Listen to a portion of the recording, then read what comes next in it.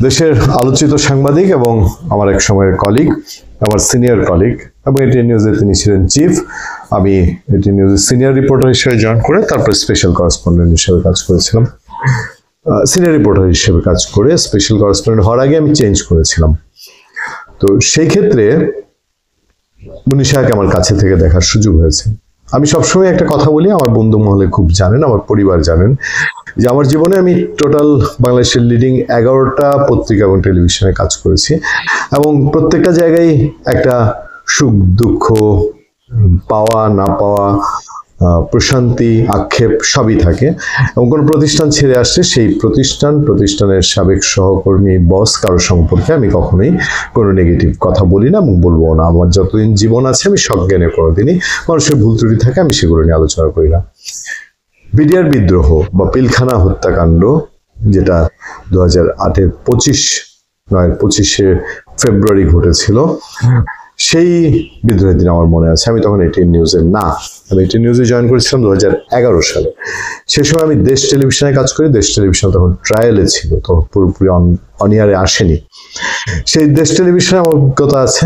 সেই সময়কার আমার সাংবাদিক বন্ধুরা যারা অনেকেই ফিল্ডে ছিলেন, আমি নিজেও ছিলাম, আমার অনেক ফিল্ডের অনেক ঝুঁকিপূর্ণ তিক্ত অভিজ্ঞতা আছে, আমি সেটি করতে বসিনি। তবে সেই সময় এটিএন নিউজে মূল অগ্রণী সাংবাদিকতা করেছিলেন সাংবাদিক মুন্নী শাহ, এবং মুন্নী শাহর কিছু রিপোর্ট নিয়ে তখনই অনেকেই প্রশ্ন তুলেছেন যে অতি উৎসাহী কোনো ভূমিকা কিনা, বা আলটিমেটলি আমি সবসময় বলি যে বাংলাদেশের সংবাদপত্র, সংবাদ মাধ্যম, সাংবাদিকরা সবচেয়ে বড় ব্ল্যান্ডার যেটা করেছিল, ঘটনার গভীরে না দেখে সারফেসে যা দেখা গেছে, অন্তত প্রথম 2টা দিন এবং বিদ্রোহের পর সমস্ত পত্র পত্রিকা টেলিভিশনের রিপোর্ট ছিল বিদ্রোহী সৈনিক গোষ্ঠীর ফেভারে, এবং সে সময়কার যারা হতভাগা সেনা কর্মকর্তা যারা মারা গেছেন, তারা যারা বিডিআরের দায়িত্বে ছিলেন, তাদের বিভিন্ন ভুল ত্রুটি, সেই সব বিডিআরের দায়িত্ব পালনকালীন সময়ে যে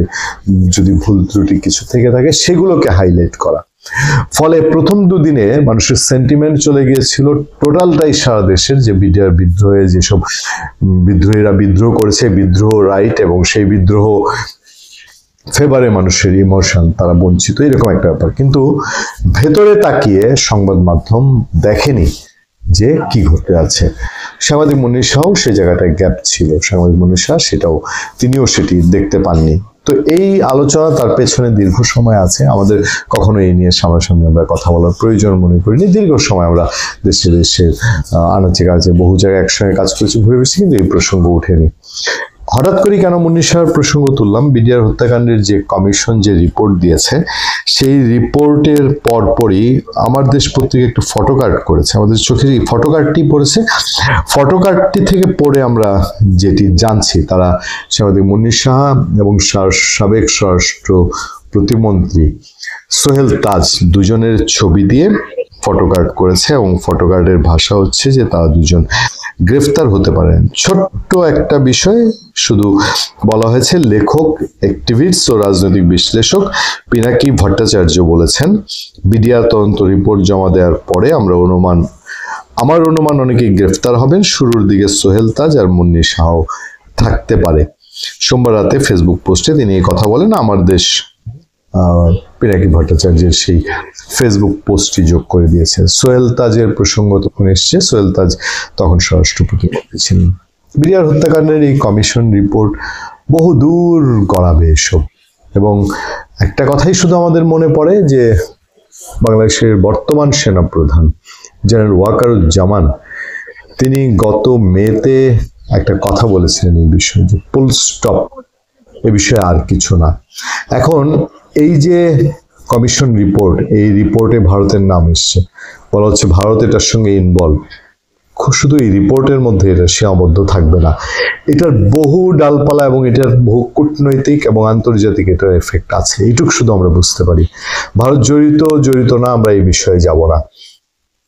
তবে ভারতের নামটি যেভাবে, এটা বলতে পারেন আনুষ্ঠানিকভাবে বাংলাদেশ সরকারের এই কমিশন রিপোর্টে এসেছে, এটা একটা সিগনিফিকেন্ট।